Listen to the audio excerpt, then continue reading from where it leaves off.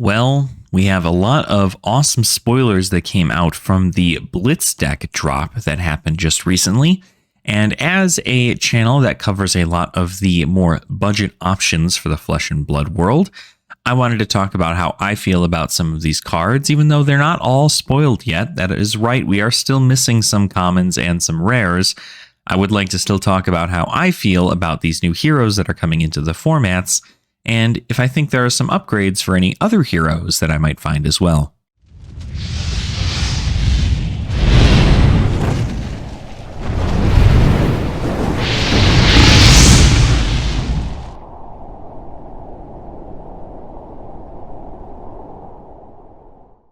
Welcome on in, Dragon Folk. I hope you guys are having a fantastic rest of your day. I know I am. Today, we're talking Part the Mistveil. You know how it is. You know what we're doing here. What I want to do is I want to go over all of these cards that I've seen in rare and in common, as well as the equipment that we've seen for these heroes as well, and kind of go over their general game plan, their strategies, and kind of see where we're looking at with all of this. So let's go ahead and get right into it. I know a lot of people by this time have probably already been pretty deep into the spoilers. So I want to go ahead and just get my 2 cents out, and then we can move on and wait till the rest of this is spoiled in Tokyo. But let's go ahead and start off. We did talk about, I believe, Beckoning Mistblade. This is a really, really powerful assassin weapon, especially in New. Obviously, New's the only one that can use this one because it is a mystic assassin weapon, but it is going to help her out a lot running 2 of these and being able to make sure that your blue attacks get go again. Utilizing your opponent's blue attacks and having them gain go again is also a very, very cool thing. So that's there. We also have some new equipment with a Rousing Wave and Undertow Stilettos. I believe Undertow Stilettos is probably an auto include in a lot of these budget builds, being able to pay 1 to then get a target attack action gets go again, attack reaction in your hand to then play. This is essentially just Snapdragon Scalers, but for 1 extra resource. But if you need to play additional attack reactions, or you need to have played an attack reaction, technically the Understood Stilettos themselves are an attack reaction, but then you also have the attack reaction of Slither that you make as well. I think Stilettos is probably going to be used a little bit more than a Rousing Wave, but I still think that, I guess, if you're going to really use anything on this, unless you're running a really, really high-powered assassin deck with like a bunch of high-cost cards, you're probably not running this, and you're probably just running Snapdragon Scalers, because that is a free go again on your next attack. But this one has Battle Worn, which is a good point. So if they have Battle Worn, that's not too bad. Skipping over these Majestics here, we go into the Tide Chakras. I like the Tide Chakras a lot because if you've transcended, you essentially get +2 as an additional buff. It's kind of like how Bonebreaker Bellow works in with Beat Chest, right? This is essentially just Beat Chest, but if you've transcended instead of if you've discarded a 6. So Tide Chakra is really, really good. A 1 for 5 attack reaction, if you happen to have transcended, is pretty good, especially since you can just target something that you really want to get over to banish an opponent's card, something like another card that I'm sure we'll look at later. Hiss is, I think, an auto include in most of the decks. It's a super cheap, attack reaction that gets you +3 and then technically go again if you've pitched a blue card. So if you pitched a blue card, which in most cases you probably will, because you'll probably attack with Dagger and then attack with an attack action, and then have 1 float to play Hiss, and then you get the go again from Slither as well. So very good. Venomous Bite is also just Hiss, but with a Fang Strike. So this is effectively a 1 attack reaction for 4 damage as opposed to 3. So if you're really trying to force your on hits and get your opponent to really mill their deck in a way, this is a great way to go about doing that to make sure those on hits get through. Again, I'm sure I can think of several cards that this is going to be better for than Hiss. You can do like a go tall kind of assassin and kind of make that work. I think that'd be fun. So, and then here they are, Fang Strike and Slither. These are the ephemeral attack reactions. You can still put these in Arsenal and everything like that, and they can still be discarded to pummels, or if you need to banish it for some other reason as a cost. This is a target you can have in your hand to do that. But luckily, they get used pretty immediately. You want to use them pretty much the turn you get them if you can. You might get away with using the Slither a little like later. You might be able to Arsenal the Slither because this is just a Snapdragon Scalers but a card. So not even. It's better than Snapdragon Scalers but a card. So definitely good. Then we move on to Enigma. I do like how Enigma plays a lot. I don't know how well she's going to do in things like Clash and Commoner, simply because there's a lot of ward you can make, and defensive abilities are always really, really powerful in Clash, strictly because you don't have a lot of life and you're mostly trying to ward off like insanely powerful attacks, right? You've got like Dominates and you've got Overpowers and all this other stuff. But I believe that Enigma is actually pretty well suited into it. There's obviously a certain amount of heroes that can do pretty well into her. You do have to remember that while Ward is a super great card type, and it's really going to do a lot of great things for Enigma, I do believe that she's going to run into some trouble with, if she ends up at top tables for some reason in Clash and or Commoner, you're going to see more people play things like Malign, which is unpreventable damage, or Murkmire Grapnel, which is unpreventable damage. And by unpreventable, that doesn't mean that you can't block it, because obviously you can block it. But if they get any one damage off, it will blow up the entirety of your board of anything that you have that's ward. That includes any spectral shields, that includes any of your armor, that includes any of your ward instants or auras. Those are all going to be affected by it, and they'll all be destroyed. Now, as it's been shown, having all of your ward stuff destroyed isn't always the end of the world for you. There is a backup plan for that, also available in common. But, I guess I have to see whether or not how many people are running it, right? Because you're not able to do a whole lot with Vincent in Commoner. And you can do a lot more of Vincent or Viserai in even Chain, I guess, is a pretty good check there, but more so Vincent, because Vincent makes one of her rune chants unpreventable, and that's probably the hardest way to do it, because that also means you can't Arcane Barrier. So she's pretty much an instant win to this hero, but the thing is that Vincent's also kind of bad in Commoner, at least. She's okay in Clash, but definitely not the same. We move on to these. We have the chakras. Again, this is the same kind of deal. This is just prevention damage. This is great if your opponent's coming in with an even more powerful attack. Great for on hits, this moon chakra, especially if you've played a blue and then you want to go, you play a blue ward card, and then you can just play a moon chakra that prevents 3, and then you can transcend to have it prevent 5 instead. So very powerful. As it was shown in those Blitz deck previews at the Flesh and Blood YouTube channel, Waning Vengeance is a very good defensive card for your deck. It's obviously Ward 3, 2, or 1 based on its color. And then when it leaves the arena, if you've pitched a blue card this turn, you create a Spectral Shield token. So if your opponent's going to try and come in for damage and your Waning Vengeances are going to die, you can always go ahead and play another instant aura from your hand for a blue pitch to then at least have this refresh itself with a Spectral Shield, therefore effectively blocking for 4 damage in a way. I think something I like about this deck is that the concept behind it is that you have a lot of things that don't block, but they technically do block.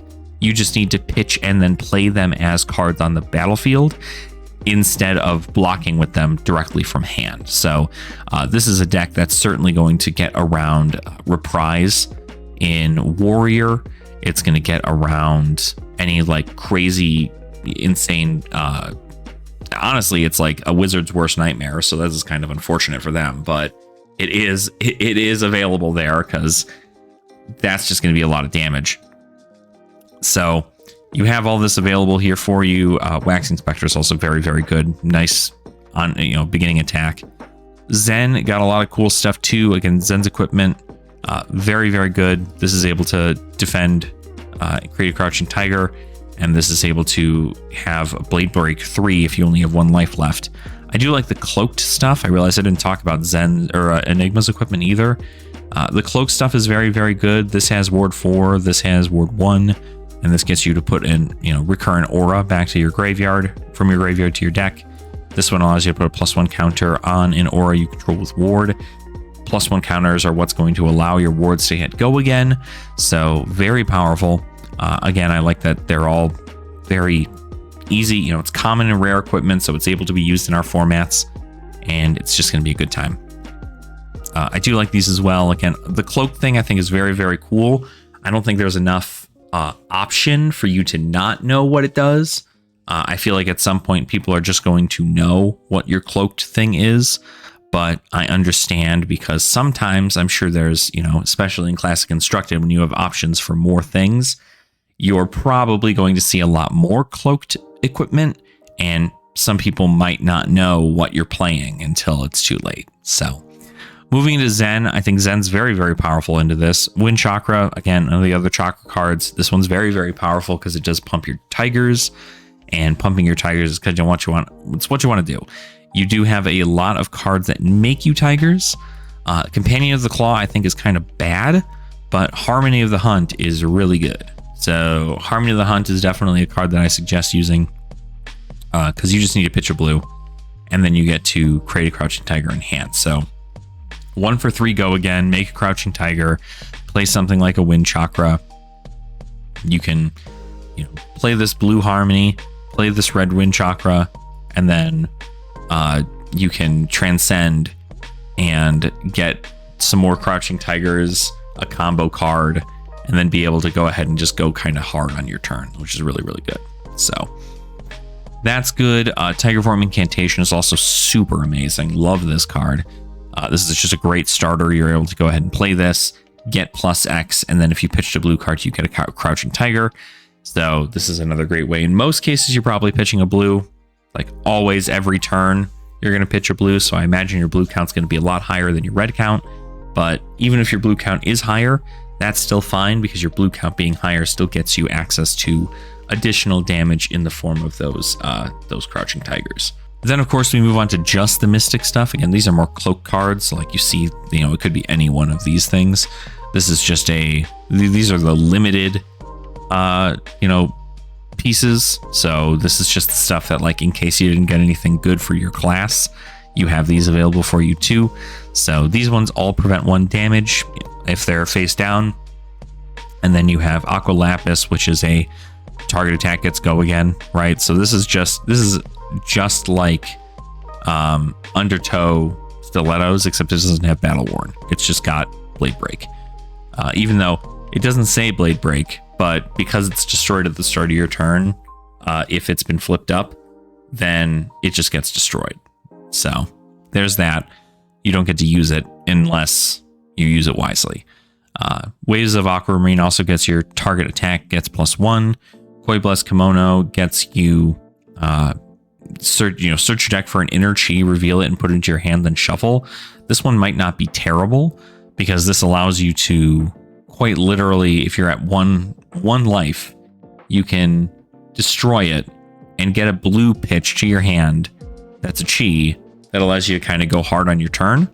So that might be not a bad one to choose depending on the format you're playing, but it doesn't block for anything, and it might not be better than a different chess piece you could run. And then Aqua Seeing Shell gets you to draw a card.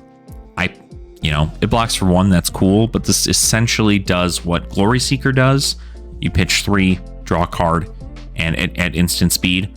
The only difference is that this one allows you to block for 1, so use it wisely, Now we move into some more Mystic like actions and stuff.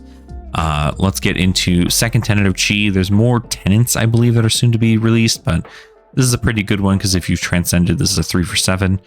These Deep Sea Blue card, Deep Sea Blue, Wide Blue Yonder, and Big Blue Sky, they all care about how many blue cards you pitched. You might not be pitching 2 blue cards in most cases. You might be pitching a blue card and a red card, or a blue card and a yellow card, or maybe not a blue card at all. So it's kind of here nor there. I feel like it's good situationally, especially this, because you can just pitch, play 2 resources, use 2 resources worth of it, and then pitch another blue to have this come in for, what is that? 7 for technically 2 cards. So kind of okay, but I think you could do better by just having this come in for 7 instead. These cards I'm not a big fan of. This Droplet, Rising Tide, Spillover, and Tidal Surge. It's really cool that they kind of tell a story and they get stronger over time. I would say if any are going to be used, probably Droplet, because it's a 0 for 4 then that you can give go again. Rising Tide is a 1 for 5, Spillover is a 2 for 6, and Tidal Surge is a 3 for 7. So 3 for 7 being kind of the cap on a lot of these cards. And then First Tenet of Chi Moon, probably really good. It allows you to draw cards. That's always good, but essentially that still means that you have to play this card, but it's a blue card, which means that you're able to transcend if you have not yet already. So you can play this and then transcend and then still get to draw a card when you attack with your next blue attack. So not too bad. And then we've kind of gone over all these. I'm happy all of these are in common. 8 cards in common for this. Very, very happy to see it. And I really do want to see how many different things Transcend can do. I believe that you're pretty much just only going to see a drop in the ocean in Illusionist. You're probably only going to see, Attack Gets Go Again is going in probably almost any deck that isn't Illusionist. Rising Sun, Setting Moon is pretty great for recursion. You have Stir the Pot, which I don't think I'm personally going to run unless I, don't care about my pitch stack. And then you've got things like Owned Ancestors gets you a life. Passover lets you banish a card from your opposing hero's graveyard. So New's probably going to use that. And it's great. So the Mystic stuff, very happy about. Now let's move on to the Assassin stuff. Something that I really have enjoyed from seeing the Assassin stuff is, 1, all their effects are incredibly powerful. It's 0 cost for 3, so it's not the rate we want it to be, because obviously 0-4 Go Again is like the best rate it could possibly be for something, but 0 for 3 No Go Again is also fine if it means that I get to do stuff like this, where you get the stealth attack, which means that it activates New's ability to banish any cards that is blocking this card, and that's super powerful for your kind of end game motive. Then if it hits, you get to banish the top card of their deck. This is an effect that we normally only saw on the contract cards, and now we are seeing it on the stealth cards, on every single one of the stealth cards. So that's very powerful that they're kind of combining the 2 cards together.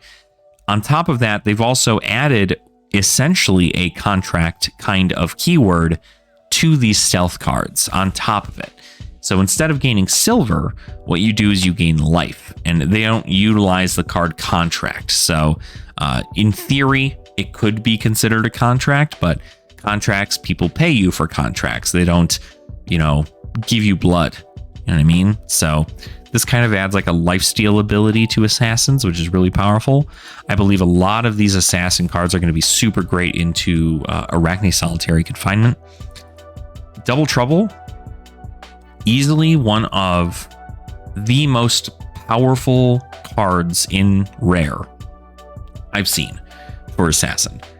This has a pretty high ceiling of like 9 damage for essentially 2 attack reactions on this chain link can get you upwards of like 9 damage, and maybe even more if it's like Double Trouble, Razor's Edge, because if it's 2 red Razor Edges, that's +6, so this is at 9, and then it gets +2, goes to 11, and then when it hits a hero, banish the top 2 cards of your deck.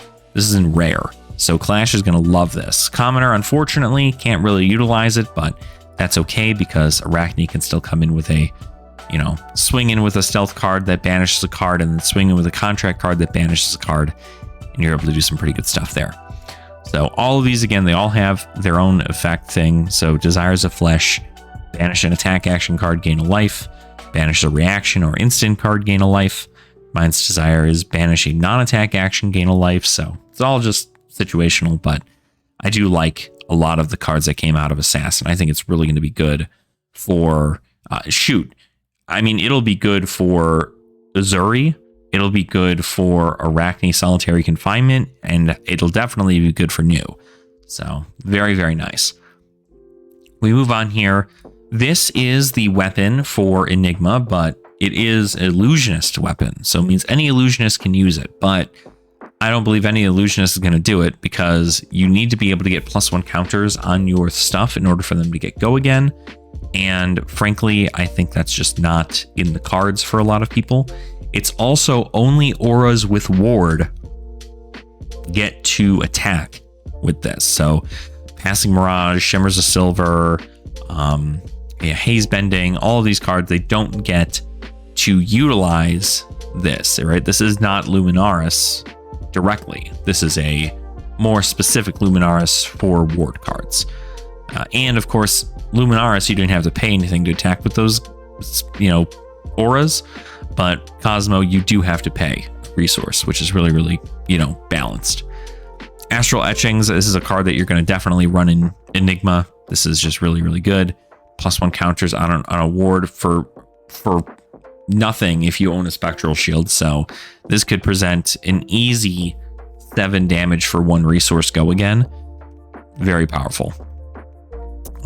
Essence of Ancestry Mind, not terrible. I do like a lot of these cards that have if you have nothing, no other illusionist auras on the board, you get a bonus. So for instance, like Single-Minded Determination, this is really good. If you control no other illusionist auras, put 3 +1/+1 counters on this. So this is now coming in for its 5 damage go again because it does have counters. So you pay 2, you pitch a blue, you pay 2 to get this out. It's a 5, effectively 5 damage. You use that last one to attack with it, give it go again, and then maybe attack with another shield. I have Solitary Companion is probably one of my favorites out of these because it allows you to get a ward card and then get you a Spectral Shield. So best case scenario, if you have a way to give either of them go again, you can attack with both, but you can at least attack with your Spectral Shield for free if you have no other resources in this situation. So if the only card in your hand is Solitary Confinement, you can play it, and then you're going to be able to go ahead and do all that there. Spectral Manifestation, super powerful card. Again, it creates a Spectral Shield token with counters on it already. That then allows Enigma to really utilize her ability to have a discounted cost on her first Spectral Shield attack and be able to attack for whatever, this is essentially attacking for 4 go again. This is attacking for 3 go again. This is attacking for 2 go again. Vengeful Apparition, I'm assuming there's one that comes in blue because we have a red and a yellow, but Vengeful Apparition, this is also kind of nice. You can play your next aura with cost 2 or less this turn as though it were an instant, and if you do, it enters the arena with a +1 ward counter, a +1 counter.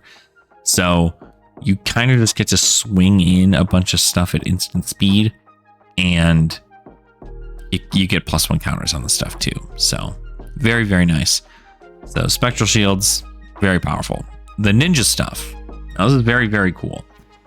I like the fact that they gave Tiger Taming Kakara just ninja typing. Just ninja typing does really, really good for this. And I do believe that it is something that most ninjas are looking forward to when trying to build something new. Having this be a regular ninja weapon as opposed to a mystic ninja weapon does open up a lot of stuff for something like a Tiger Benji, which a lot of people have been working on, or a Tiger Katsu or Katsu, if people call it. You also have Ira, who could use something like this. So there's a whole lot of access. Don't get me wrong, I still think Kodachis are probably the most busted of the weapons in, budget Flesh and Blood. But Tiger Taming Kakara does open up some cool options for people. The Mask of Wizened Whiskers, this is cool, but again, it just puts something on the bottom of your deck. So it's Graveyard Recursion, it's Blade Break 1, but it's probably not going to be better than the Mask of the Three Tails, which came out with the Ira deck in the TCG stuff. So, but who knows? Then, of course, you've got reprints here. Key Unleash, we know what this does already. Very, very powerful to end your chain with it. And then Biting Breeze is a new card, able to come in and when it hits, you create a Crouching Tiger in your Banish Zone. Something that is very interesting to note is that these regular ninja cards all have the ability for when they create a Crouching Tiger, they create it in the Banish Zone. But the Mystic ninja cards create Crouching Tigers in your hand.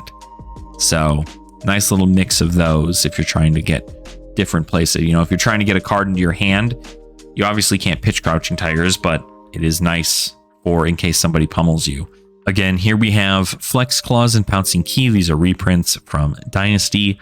Untamed is another card that does open up the Tiger route for a lot of people in other heroes, because this says that when this attacks, the next Crouching Tiger you play this combat chain gets +1.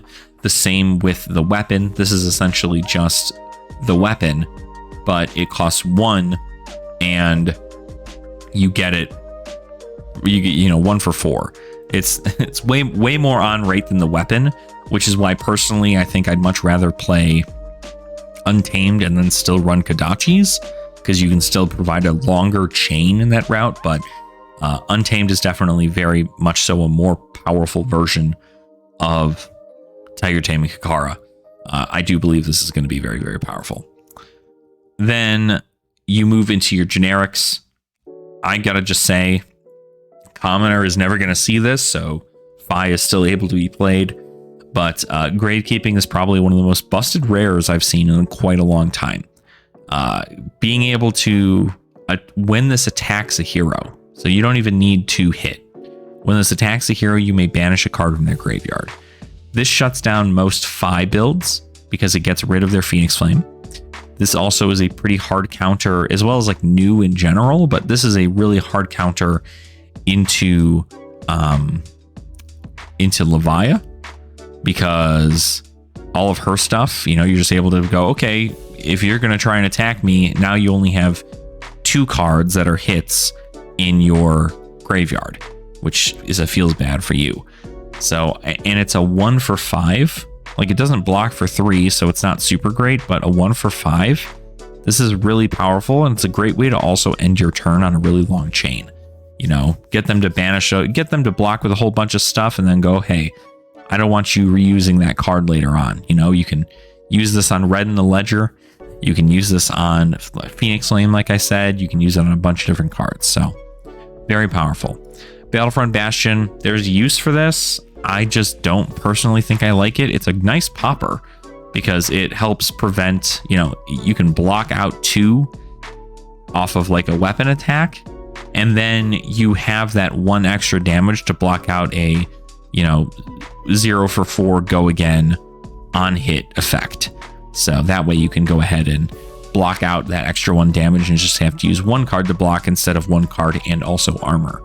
So it's got its uses. It's not a bad popper, but is it something I hope to play in battle? Probably not. And then Water the Seeds, very, very good. I think this is also kind of neat just because it's again more so for the Tiger build, because when this attacks, the next attack, this combat chain with 1 or less base power gets +1.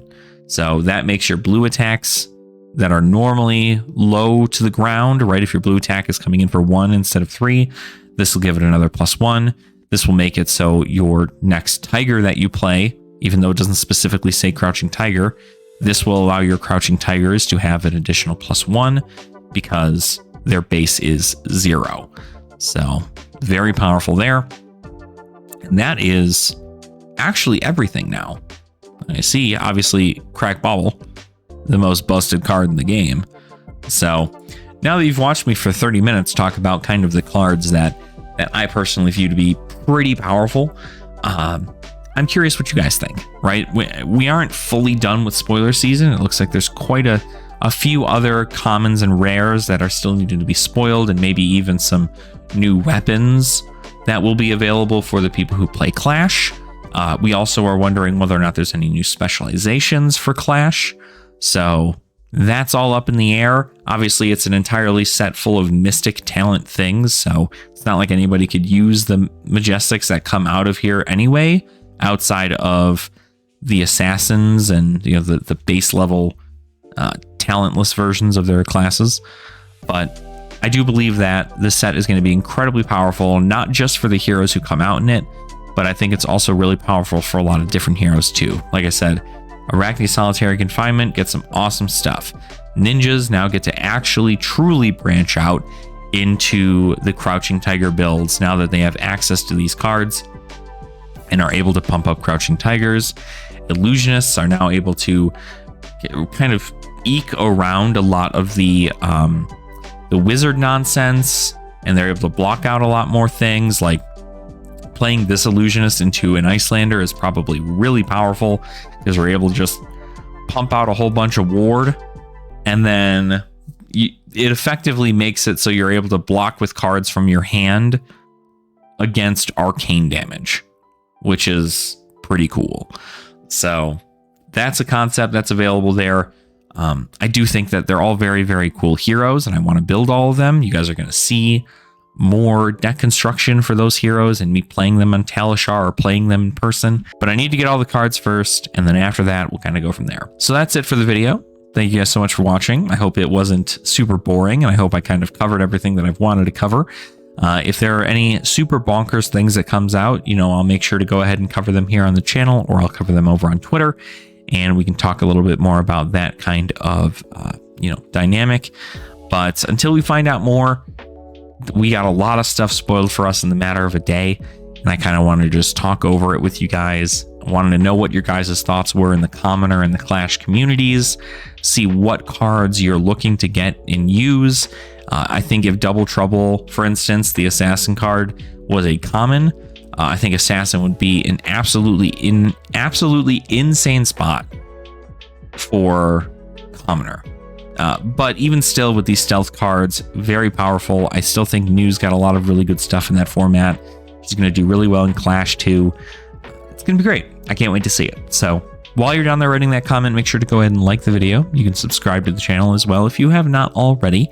And then if you wanted to also support the channel in a more humble sense, you can always go ahead and join our little channel membership here.